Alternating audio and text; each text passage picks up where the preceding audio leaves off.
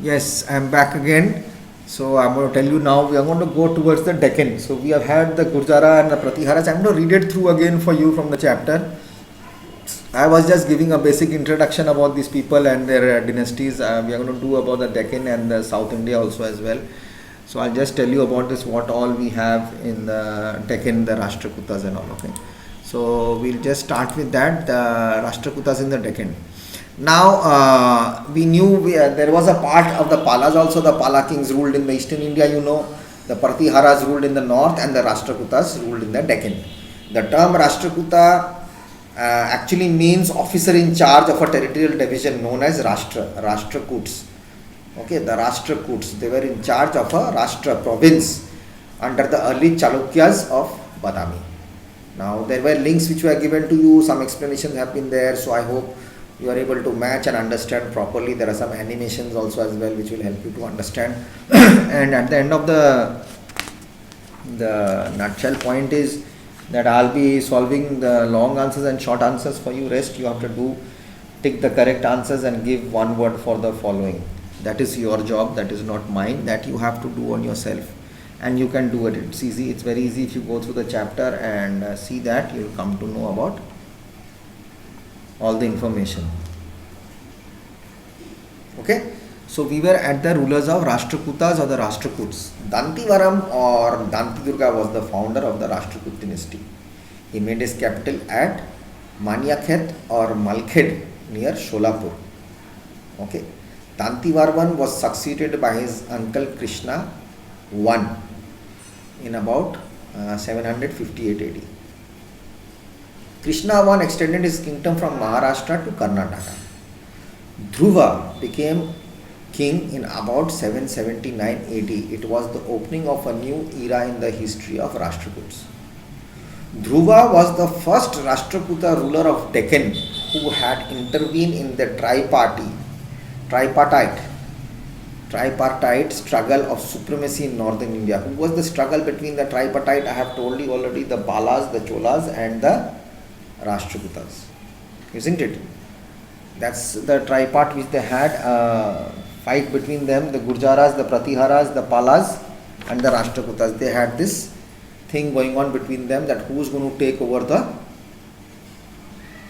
country and who is going to supremacy take over the northern India. He had defeated two powers of the North India, the Pratihara king Vatsaraja and the Pala king Dharmapala of Bengal.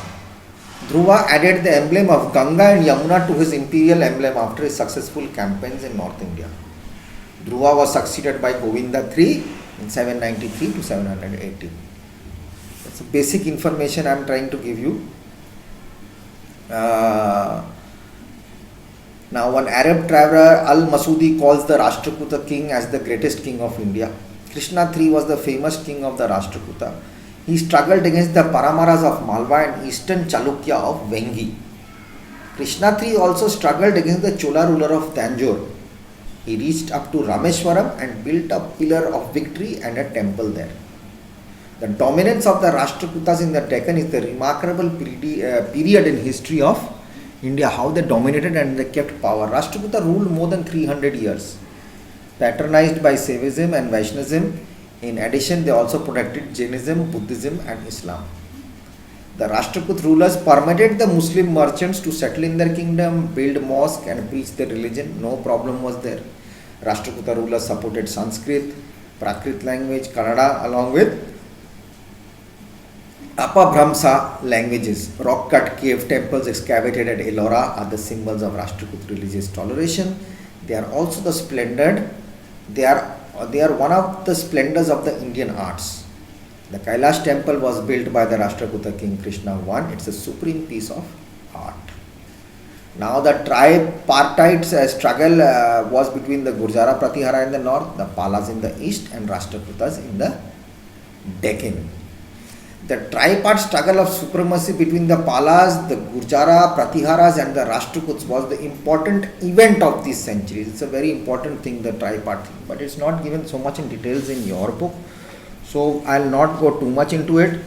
We will directly go, as I just wanted to give you the Main issue about it, actually the main cause of the struggle was to desire the possess of the city of Kannauj, which was then a symbol of sovereignty, and some of the cause of the struggle was to have control over the intermediate fertile regions, so that money income will come in, fertile land, business will happen.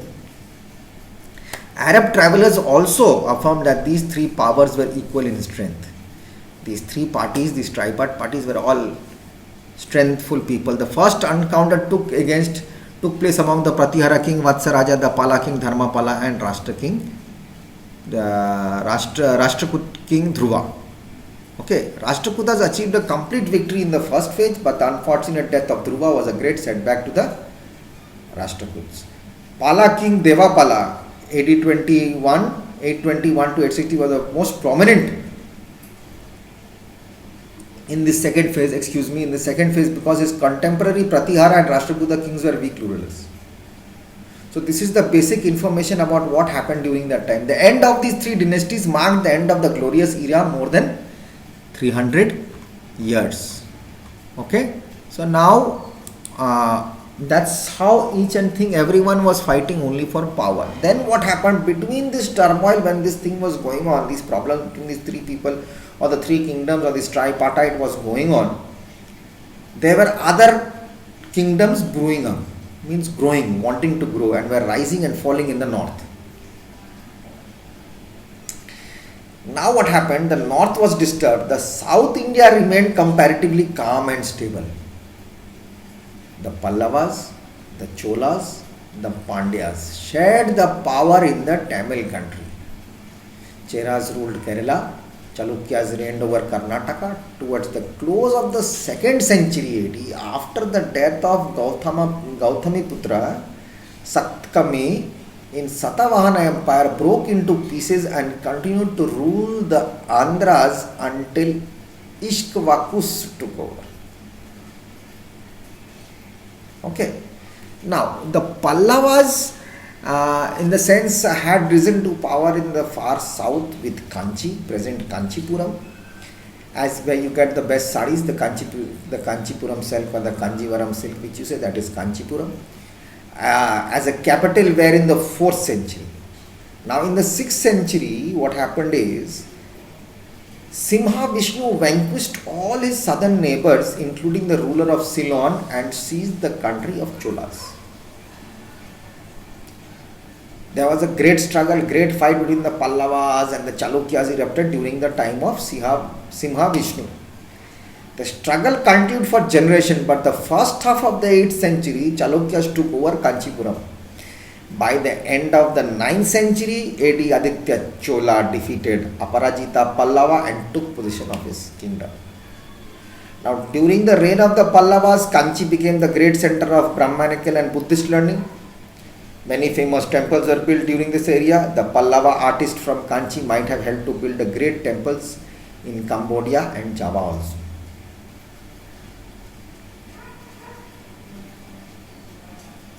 Okay. Now the Chalukyas also rose to power in Karmata, or the Canaries speaking country in the 6th century AD with Vatapi, present Badami, as capital. Okay, and the real founder of this dynasty was Pulokesan I, who performed Ashwamedha Yaga to access his power. His sons extended the empire in all directions. Pulokesan II, 609 to 642, consolidated in power in Maharashtra and conquered nearly whole of Deccan. By 753 AD, Vikramaditya II, the Chalukya king, was overthrown by Danti Durga and laid foundation for a new empire called Rashtrakutas. Okay, this is how everything went on, part by part. And then the Cholas came, the Bahabani Sultanate came, the Vijayanagar came, the Hosala Empire came. The Cholas, 850 AD, had risen to power and ruling the South Tamil country of Tanjore under Rajaraja I, 985 to 1018. 985 to 1018, and his son Rajendra Chola, 1018 to 1048. Cholas conquered the whole of Tamil country. They went as far as the Ganges and asserted their power over Ceylon. Nicobar Islands, parts of Malay Peninsula, and the Indian archipelago. Rajendra defeated Manipala, one of Bengal. He also vanquished Chalukyas at Musangi. The Chola Empire declined after Rajendra Chola. Kulatunga, the Pandyas annexed the southern part of the empire. In the country between Godavari and the Ganges rose the empires of Kalinga and Odisha.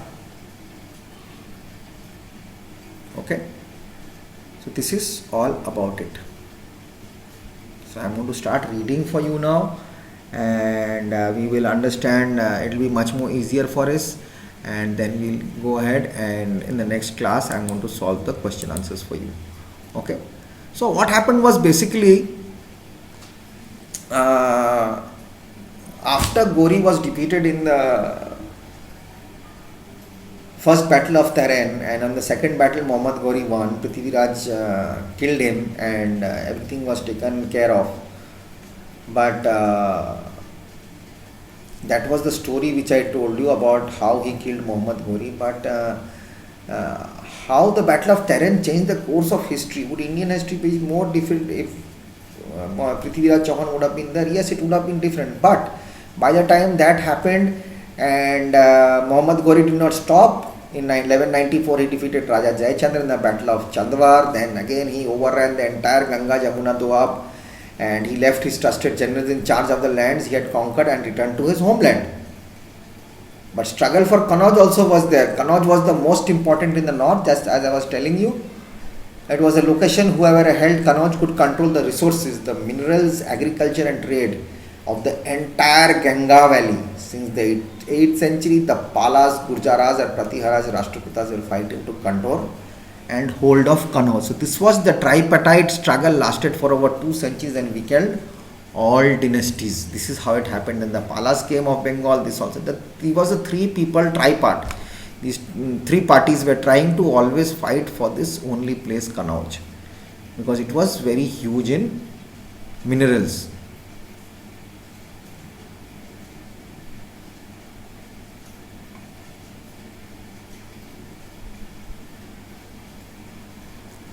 And in the Gurjara Pathias, I told you the most powerful king was Bhoja.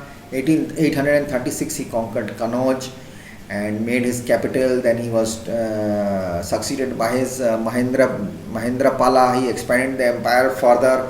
His successors were weak and could not defend kingdoms from invasions. In Mahmud Ghazni defeated the Pratihara rulers. Soon the dynasty came to an end. Okay, in 1018, when Muhammad Ghazni also defeated this Bhoja group, and everything came to end. Okay, then what happened? The Deccan, the areas between Narmada and Krishna, which I always told you, rivers known as the Deccan. The Rashtrakutas were very powerful here. The Rashtrakutas rose to power in the 8th century under Danti Durga, as I told you. And then the present days of, it was called the present day as of Maharashtra, the Malkhet, near the modern Sholapur in Maharashtra. Sholapur is a very famous city in Maharashtra. There are Rashtrakutas, as I told you, fought with many kingdoms. They fought against the Palas, the Gurjara, the Pratiharas towards the south. They clashed with the Pallavas, Pandyas and the Cholas, which is in the Deccan. Right, we are talking about the Deccans. The Rashtrakutas were patrons of art, architecture and literature. The famous Kailasha temple at Ellora and the rock cut caves at Elephanta. The rock cut caves at Elephanta were carved at the time of the Rashtrakuts. The rulers also encouraged huge growth in regional languages, especially Kannada. Now, what were the other kingdoms during this? We had a kingdom called the Yadavas or the Devagiri. Bhilamma was the founder of the kingdom in the 12th century. Okay, the Yadavas, where the Yadavas used to be between the Narmada and the Godavari rivers. There was trade. The kingdom was rich. And I guess in the 14th century, the Khaljis rulers annexed, and everything went down during that time. The Chalukyas of Kalyani, they were also known as, or the Western Chalukyas. The great ruler was Vikramanka. His successors were, they built temples at Badami and Patta Dakal. The Kakatiyas of Warangal, that is, which we called Warangal is Vizag now. Voltier is Warangal is Voltier, something like that. I guess there's some change in the names now, I'm not remembering right now. The Kakatiyas ruled in the 12th and 13th centuries. Their kingdom, again between the Godavari and the Krishna rivers. Marco Polo had given a detailed account about the visit to his kingdom. He tells that Kakatiya rulers were followers of Shaivism. Though Jainism and Vaishnavism are also flourished, the rulers patronized Sanskrit and Telugu. In early 14th century, the kingdom was conquered by the sultans of Delhi. Okay.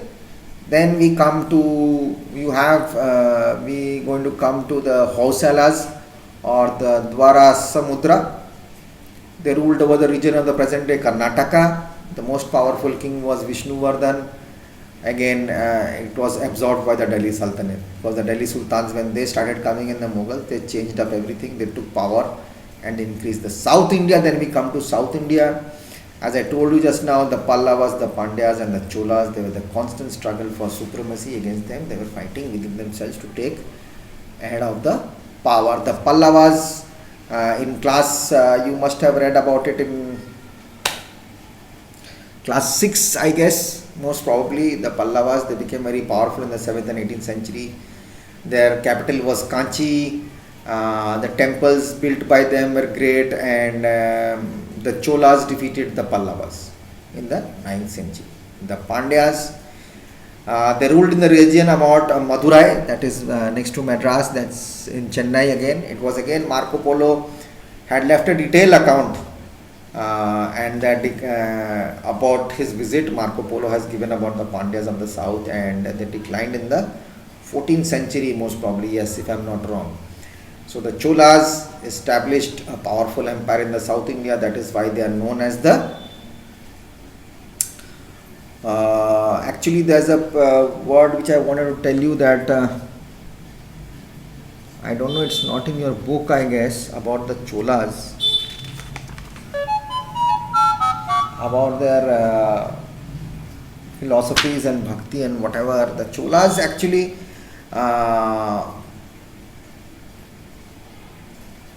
the word Gangai, I am not getting the actual pronunciation, Gangaikonda Cholapuram is formed with 4 words. Gangaikonda Cholapuram is words which working backwards mean the city Puram.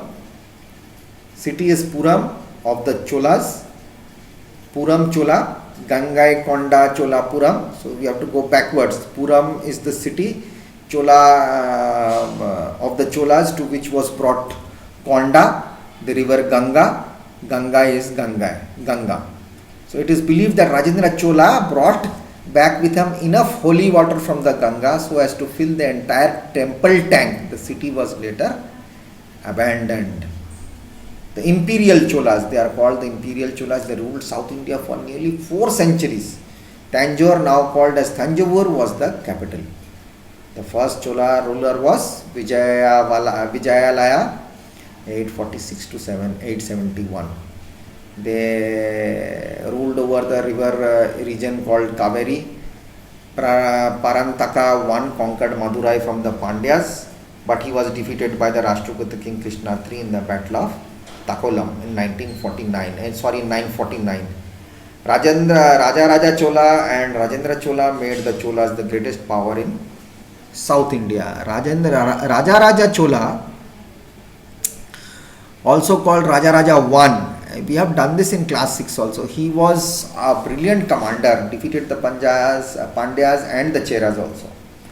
The Chola fleet captured a part of Ceylon, that is Sri Lanka, and Maldives Islands.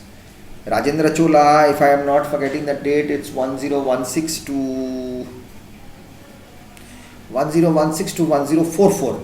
Rajendra Chola was Raja's son and became the king after his father. He called himself, actually what happened is he was also a powerful king. He made his empire also very powerful. His army defeated the Cheras, the Chalukyas, and marched as from north as the modern day West Bengal, where he defeated the Palas. After this victory, after his victory, Rajendra called himself Gangai Konda Chola. Okay, that which I told you just now, Gangai Konda Chola Puram. Puram is the place, Chola is the clan of their own, and Konda is the place, and Ganga is the river Ganga. Which means one who has conquered places up to the river Ganga. Gangai Konda Chola. He also built a Gangai Konda Chola Puram capital next to Tanjore. His most daring campaign was in Southeast Asia. For centuries, Indian merchants have been trading with various parts of Southeast Asia. Okay, and southern China, and also Indian ships had to pass through the straits of Molucca, controlled by the king of Sri Vijaya. The merchant of Sri Vijaya did not allow Indian ships and merchants to sail in this region. Many of these merchants were from the Chola kingdom. They appealed to Rajendra Chola for help. He sent his fleet and defeated the Sri Vijaya king. So trade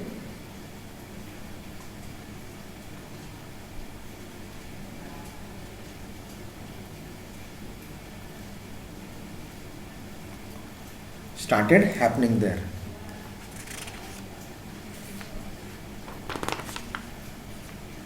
Then we come to the Cholas are done, and then we have the Pallavas are done in South India.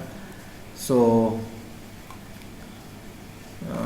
we have to check with the reading. Okay, so just hold on, I'll come back again in the next video. Okay.